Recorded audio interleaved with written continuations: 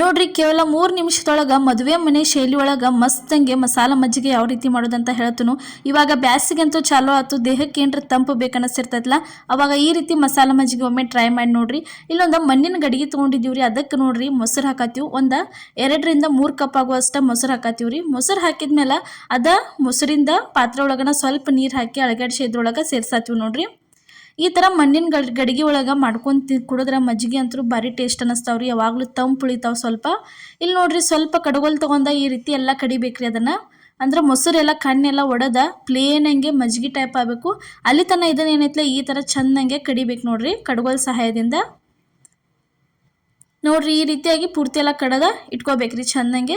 First time ನಮ್ಮ video ನೋಡ್ತಿದ್ರೆ miss ಮಾಡಲಾರ್ದ Priya's ಕಿಚನ್ಗೆ subscribe ಮಾಡಿರಿ. ಇನ್ನೂ ಹಲವಾರು ರೆಸಿಪಿಗಳನ್ನ ನಮ್ಮ ಚಾನಲ್ ಒಳಗೆ ಹಾಕಿದ್ದು, ಒಂದು ಸರ್ತಿ ಹೋಗಿ ಅಷ್ಟು ಎಲ್ಲ ವಿಡಿಯೋಸ್ಗಳನ್ನ ನೀವೇನೈತ್ಲ ನೋಡ್ಕೊಂಡ ಬರ್ರಿ. ಇವಾಗ ನೋಡ್ರಿ ಅಷ್ಟು ಎಲ್ಲ ಚೆಂದಂಗೆ ಕಣ್ಣೆಲ್ಲ ಹೋಗೈತಿ, ಮಜ್ಜಿಗೆ ಕಡದ ಇಟ್ಕೊಂಡಿದ್ದೀವಿ. ಇದಕ್ಕೆ ಒಂದು ಈರುಳ್ಳಿ ಕಟ್ ಮಾಡಿದ್ವಿ, ಅದನ್ನು ಸೇರ್ಸಾತೀವ್ರಿ.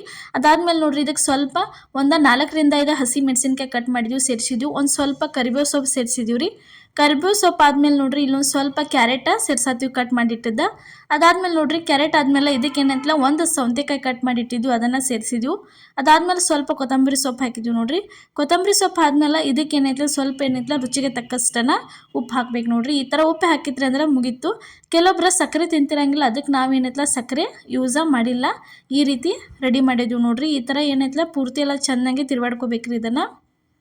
ನೀವು ಸ್ವಲ್ಪ ಏನ್ರಿ ಸ್ವೀಟ್ ಬೇಕಾತಂದ್ರೆ ಇದಕ್ಕೆ ಏನೈತಲ್ಲ ನೀವು ಸಕ್ಕರೆ ಯೂಸ್ ಮಾಡ್ಕೋಬೋದ್ರಿ. ನಾವು ಸಕ್ಕರೆ ಯೂಸ್ ಮಾಡಿಲ್ಲ, ಈ ಥರ ಮಾಡಿದ್ವಿ ನೋಡ್ರಿ. ಯಾವುದೇ ರೀತಿ ಬೆಳ್ಳುಳ್ಳಿ ಏನೂ ಯೂಸ್ ಮಾಡಿಲ್ರಿ, ಏನೂ ಯೂಸ್ ಮಾಡ್ಲಾರ್ದನ ಇಷ್ಟ ಸಿಂಪಲ್ಲಾಗಿ ಮಸ್ತಂಗೆ ಮಸಾಲ ಮಜ್ಜಿಗೆ ನಾವು ಮಾಡೇ ತೋರಿಸಿದ್ವಿ ನೋಡ್ರಿ. ಈ ಥರ ಮಜ್ಜಿಗೆ ಅಂತೂ ರೆಡಿ ಆಯ್ತು ನೋಡ್ರಿ.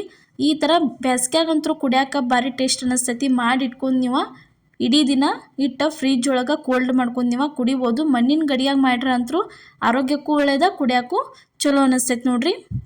ಇವತ್ತು ನಾವು ಮಾಡಿದಂಥ ಈ ಮಸಾಲ ಮಜ್ಜಿಗೆ ರೆಸಿಪಿ ನಿಮ್ಗೆ ಇಷ್ಟ ಆಗೈತೆ ಅನ್ಕೋತೀನಿ. ಇಷ್ಟ ಆಗಿದ್ರೆ ಮಿಸ್ ಮಾಡಲಾರ್ದ ಲೈಕ್ ಮಾಡಿ, ಶೇರ್ ಮಾಡಿ, ಕಮೆಂಟ್ ಮಾಡಿರಿ. ಅದೇ ರೀತಿ ಸಬ್ಸ್ಕ್ರೈಬ್ ಮಾಡಿರಿ ನೋಡ್ರಿ. ನಮ್ಮ ರೆಸಿಪಿನ ನಿಮ್ಮ ಫ್ಯಾಮಿಲಿ ಮತ್ತು ನಿಮ್ಮ ಫ್ರೆಂಡ್ಸಿಗೂ ಎಲ್ಲರಿಗೂ ಶೇರ್ ಮಾಡಿ, ಅವ್ರಿಗೂ ಸಬ್ಸ್ಕ್ರೈಬ್ ಮಾಡೋದಕ್ಕೆ ಹೇಳ್ರಿ. ಎಲ್ಲರಿಗೂ ನಮಸ್ಕಾರ.